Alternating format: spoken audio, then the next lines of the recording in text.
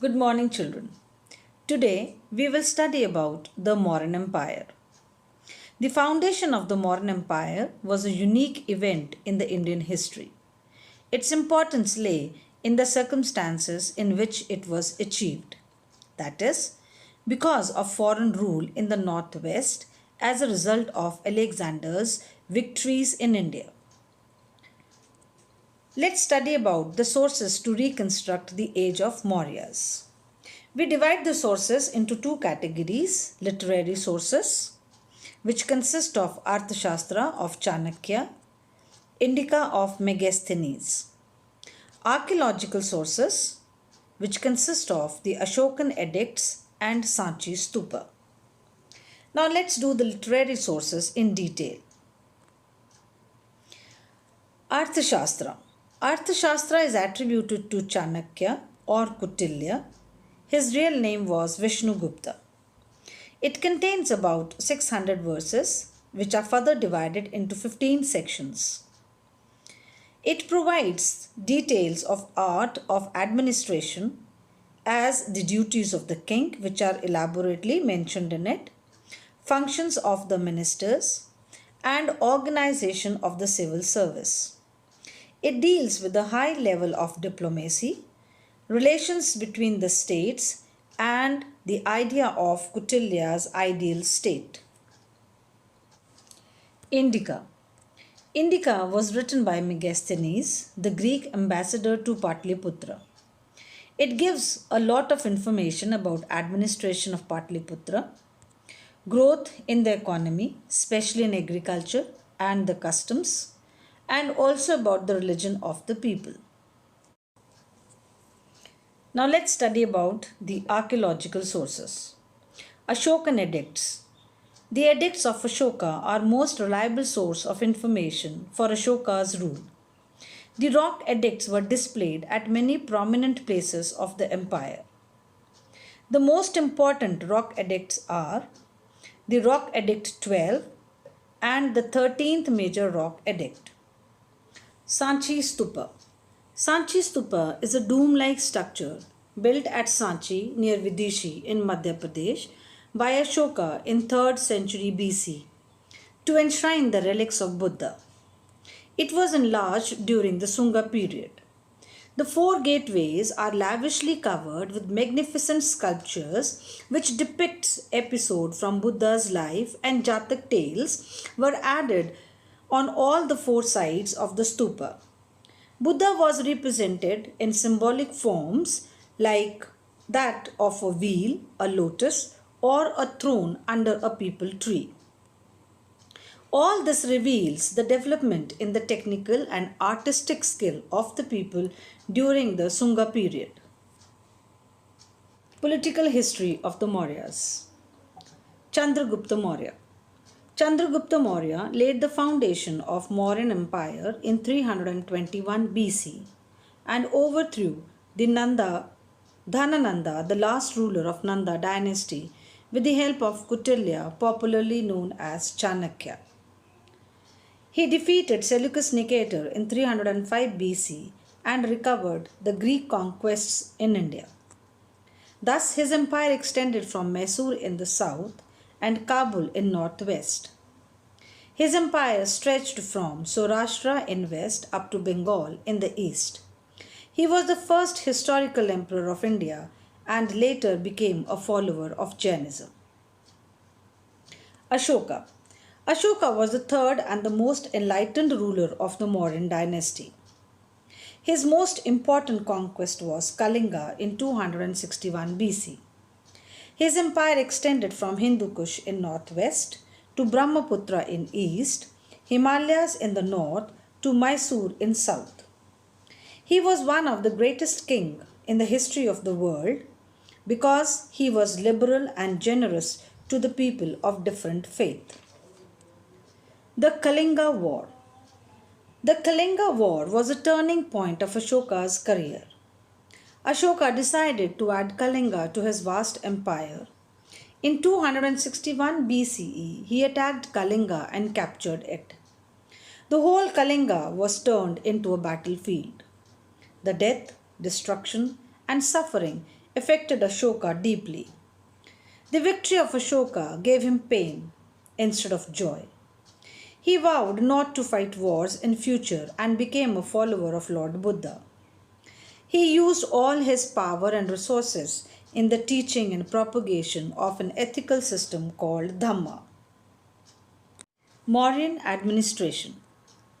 Kautilya's Arthashastra and Ashokan inscriptions give us a lot of knowledge about Mauryan administration and character of the empire. King. The king was the supreme head of the state. He had military, judicial, and executive powers.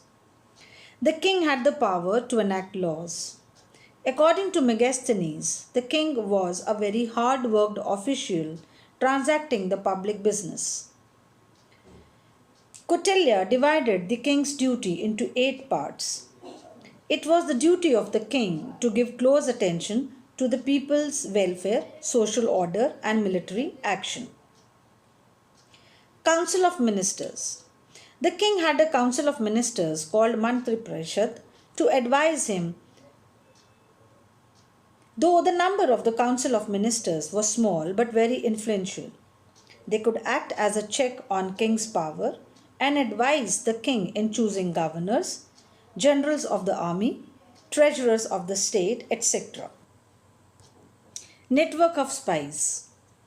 The Mauryans had extensive network of spies to keep the emperor well informed about his opponents, matters concerning the army, the state, and the conduct of officers. Megasthenes called the spies as overseers, and Kautilya called them Gudapurushas, that is, secret agent.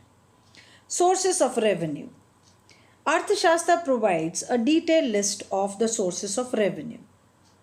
Land revenue from mines and forest, revenue from manufactured goods of various kinds, tolls payable at using bridges and roads, fines and license fees. The land tax varied from 1/3 to 1/6 of the produce, which could be paid either in cash or in kind. The collected revenue was used in the construction of roads, wells, and rest houses. It was used for the maintenance of large army and salaries of the officials. Provincial administration. The governors were in charge of the provinces of the empire. The governors had their ministers and also had the power to appoint a few officials. The smaller provinces were under officials called Pradesikas.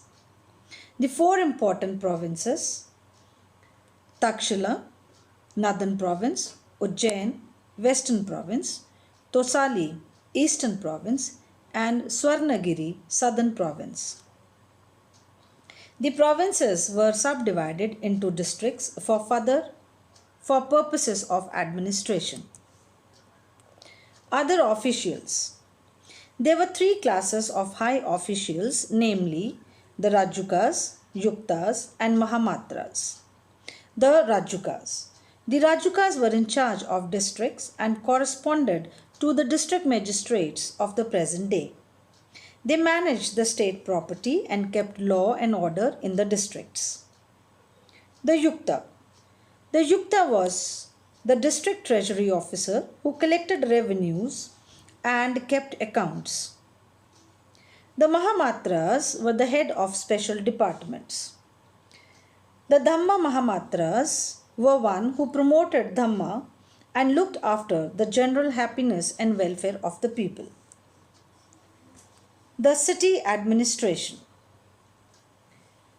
According to the Arthashastra, the Nagaraka functioned as the present-day city superintendent or a city magistrate who was assisted with a number of officers. The duty of the Nagaraka was 1. The provision of water to the city dwellers, the maintenance of public roads and public buildings, the inspection of city walls, the city towers, and taking precautions against fire. According to Megasthenes, the city administration was divided into 6 boards of 5 persons each. Each board dealt with a specific function such as the supervision of trade and commerce, census of population, care of foreigners, and so on. Administration of justice. Laws concerned with crimes were very severe and punishment was exceptionally harsh. For serious offences, death penalty was the punishment. For lighter crimes were punished by cutting off nose or shaving off offender's head, or a penalty that made one feel ashamed. Peace and good order. Peace and contentment prevailed throughout the empire. Theft was a rare occurrence. All this was due to the result of 3 main factors. 1. The general honesty of the people. 2. Efficient administration of the criminal law.